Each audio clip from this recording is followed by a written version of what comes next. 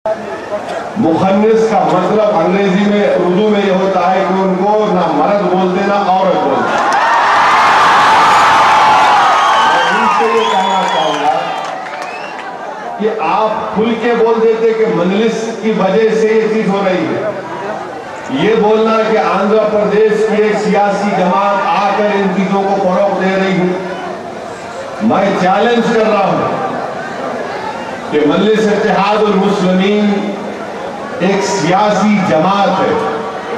हमारी जिद्दोजहद हिंदुस्तान के दस्तूर, आइन और कॉन्स्टिट्यूशन के हुदूद में रहकर हम अपनी जमहूरियत में रहकर अपनी जिद्दोजहद को जारी रखा पिछले 50 बरस से, और हम अपने मसाइल को बेबाक तरीके से हिंदुस्तान की पार्लियामेंट हो या रियासत की असेंबली हो या फिर नांदेड़ का किसी चौरस्ता हो या इस मुकाम पर कोई जलसा होता हो, तो हम अपनी बात को खुलकर अवाम के सामने करते हैं।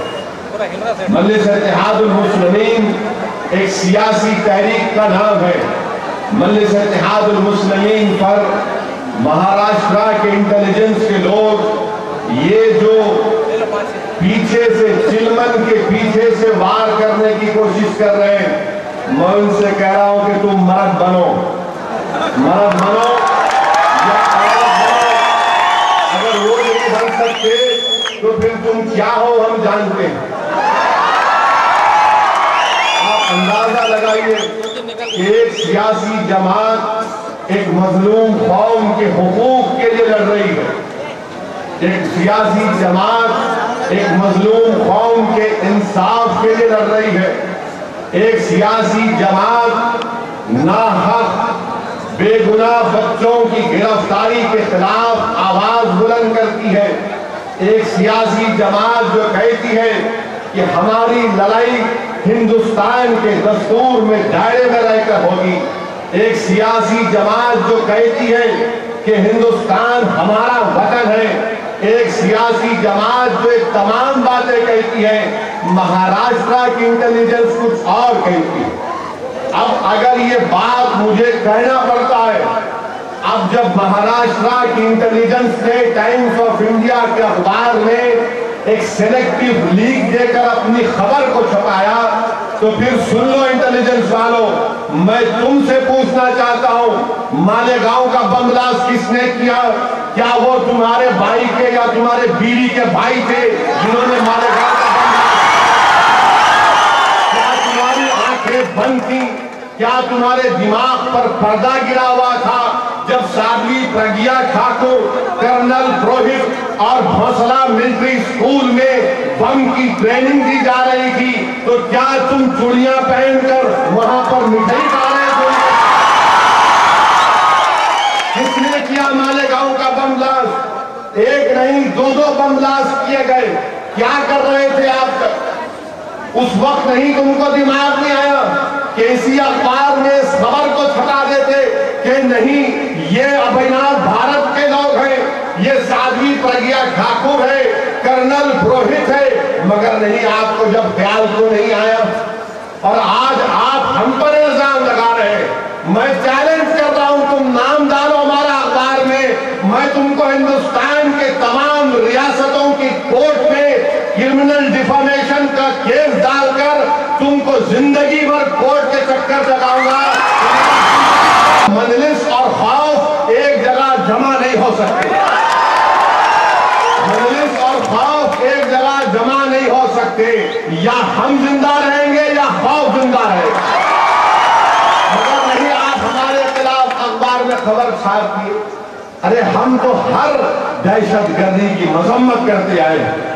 पार्लियामेंट में बहस हुई 26/11 के बारे में, पार्लियामेंट का रिकॉर्ड सामने है कि असदुद्दीन ओवैसी ने खड़े होकर मजम्मत की। न सिर्फ मजम्मत की बल्कि कहा कि पड़ोस मुल्क से जो घुसपैठी आए हैं उनके खिलाफ सख्त एक्शन लेना चाहिए। बल्कि आज भी कह रहा हूं कि अजमल कसब पर सुप्रीम कोर्ट ने फैसला दे दिया, आप फांसी दे दो उसको। हिंदुस्तान का हर मुसलमान का मुतालबा ये है। मगर हम पर इल्जाम लगाना, हम पर शक करना,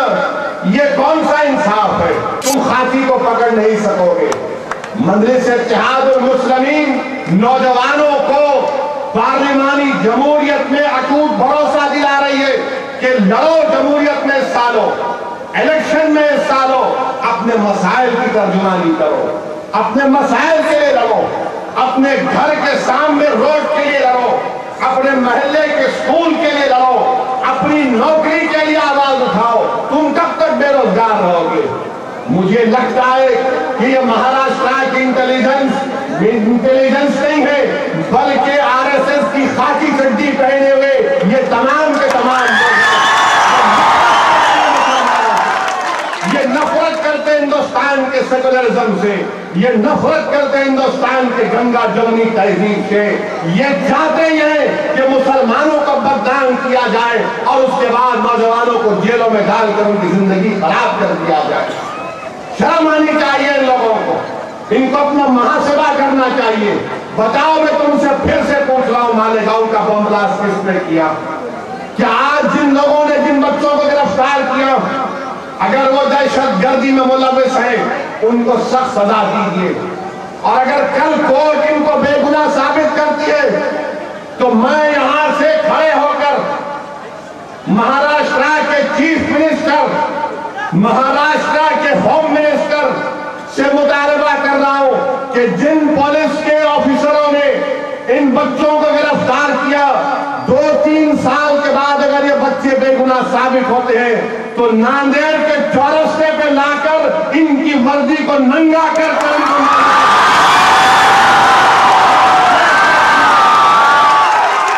क्या केस है तुम्हारे पास? मैं भी थोड़ा बहुत कानून जानता हूं। क्या तुम उस एविडेंस के बुनियाद पर, क्या तुम उस केस की बुनियाद पर इनको सजा दिला सकते हो? क्या कानून बना रहे, क्या लिख रहे एफआईआर में, अखबारात में, रिमांड डायरी में? पढ़ के हंसी आती है। अरे तुम लोगों को तो ये चाहिए था कि तुम बंबई को जाते, वहां पर बॉलीवुड इंडस्ट्री में स्क्रिप्ट राइटर बन जाते, तो तुम्हारी लिखी हुई स्क्रिप्ट की अगर पिक्चर बनती तो उसकी सिल्वर जुबली हो जाती। मगर वही पुरानी कहानी। हाँ, अगर कोई है वाकई में, सजा दीजिए। आप कौन सजा नहीं देना चाहता? आप क्यों समझते हैं कि हम इस मुल्क के वफादार नहीं हैं?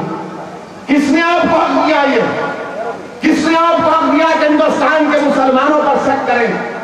किसने आपको हक दिया कि मजलिस इत्तेहादुल मुस्लिमीन पर इस तरह का बयान अखबार में छापा जाए? याद रखो, ये मुल्क के चप्पे चप्पे से हमका मोहब्बत है।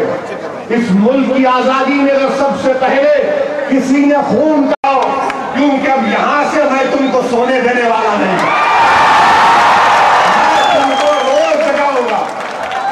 अब तो शुरुआत है, और ये क्या आगे आगे इंशाअल्लाह ताला क्या होगा। फिर मजलिस, हमारा मजलिस के ऊपर बोलना नहीं है। क्या बोले आपके साहब? ये बोले कि मजलिस का लोगों को थालियां मिलेंगी मगर वोट नहीं मिलेगा। नहीं साहब, आप गलत बोले। हम थाली मारने वाले नहीं हैं। थाली मारने वाले आपकी पार्टी के, हम हमारे लोगों की जमात। थाली मारना तो तुम्हारी पार्टी का काम। हम तो सीना ठोक के एक एक नांदेड़ के घर पे जाके बोलूंगा कि तुम्हारे वोट, तुम्हारे घर के 10 वोट पर मेरा हक बनता, तुम मुझको ये हम सीना ठोक कर बोलने वाले, ये थालियां मारना हमारे को आता नहीं। ये कोई खवालों की जमात नहीं तुम्हारी होगी, ये कोई उन लोगों की जमात भी नहीं है। किन लोगों की? कि जिनके घर पे बच्चा हुआ तो पहुंच जाते थालियां मारे। अब के बाद इंशाअल्लाह ताला वोट मिलेगा, हाथ को हाथ मिलेगा, मजलिस को वोट मिलेगा, और हाथ को बहुत बड़ा हाथ मिलेगा। मजलिस के ऊपर फिरका परस्ती का इल्जाम, अरे जो लोग हमको कम्युनल बोल रहे, क्या तुम थोड़ी देर के लिए ये उस वक्त हमारे वजीर आजम डॉक्टर मनमोहन सिंह गौहाटी में थे। उनसे मुलाकात करके मैंने कहा कि मनमोहन सिंह साहब, एक सेकुलर गवर्नमेंट की मौजूदगी में आपका ताल्लुक आसाम से है। मुसलमानों ने, सेकुलर जहन रखने वाले हमारे हिंदू भाइयों ने वोट दिया आपको, इसलिए वोट नहीं दिया कि आसाम में 4.5 लाख मुसलमान बेघर हो जाए। 4.5 लाख जिनके पास एक एकड़ जमीन थी, जिनके पास रहने को घर था, जिनके पास रहने को 2-2 कमरे का घर था, आज वो लोग रेफ्यूजी की जिंदगी अपने मुल्क में गुजार रहे हैं। तो वजीर आजम ने मुझसे कहा कि आप सही कह रहे हो वैसी साहब, ये नहीं होना था, ये गलत हुआ। और मैं वजीर आजम के इस बयान की तारीफ करता हूं कि डॉक्टर मनमोहन सिंह ने कहा कि आसाम में जो कुछ हुआ वो हिंदुस्तान के ऊपर एक बदनुमा दाग है। अब महाराष्ट्र की इंटेलिजेंस अगर मैं बोलता तो बोलते देखे ये मुल्क से गद्दारी की बात कर रहे हैं। अरे जरा दिमाग लगाओ प्यारे, कब तक नारियल फोड़ोगे, कभी दिमाग भी तो फोड़ो, दिमाग को इस्तेमाल करो। अब ये वो बच्चे नहीं रहे, ये वो जनरेशन नहीं रहा कि तुम अगर लुंगी उठा के दिखाएंगे तो डर जाएंगे। तुम अगर लुंगी उठाओगे तो फिर तुम नंगे होगे, मैं नंगा नहीं होगा। मगर आसाम में आज क्या हो रहा है? 4.5 लाख मुसलमान बेघर कैंपों में रह रहे हैं। वो जाना था कांग्रेस का लीडर, इनके पास इनकी अक़लियती कायदीन है ना, कांग्रेस के पास माइनॉरिटी लीडर है ना, जो मुसलमानों के रहबर है। मैं मुसलमानों का लीडर नहीं हूं भाई, मैं तो फंडामेंटलिस्ट हूं, मैं तो कम्युनल हूं, मैं तो दहशतगर्दी की तारीफ करने वाला। आपके पास ये तमाम लोग थे ना, जाना था आसाम, जाके देखना था वहां पर क्यों हुआ, नहीं जाते। ये जो कांग्रेस में इनके प्यारे हैं, ये जो कायदीन है माइनॉरिटी लीडर, ये खाली इफ्तार पार्टी की हद तक, या फिर अजमेर की दरगाह में फूल चढ़ाना है तो चले गए, जरा ठहरो साहब फोटो लेना। अरे बेवकूफ, ये घर जल रहा, बच्चे को नौकरी नहीं है, महल्ले की मोहरी भैरी, उन मोहरियों में सूअर भाग रहे, बच्चे बीमार पड़ रहे, घर में वबाएं फैल रही, मगर नहीं इफ्तार की दावत करना। आप देखे होंगे रमजान में बहुत इफ्तार की दावत की, कभी नहीं खाना इनकी इफ्तार, हराम पैसा इनके पास। मगर आसाम में आज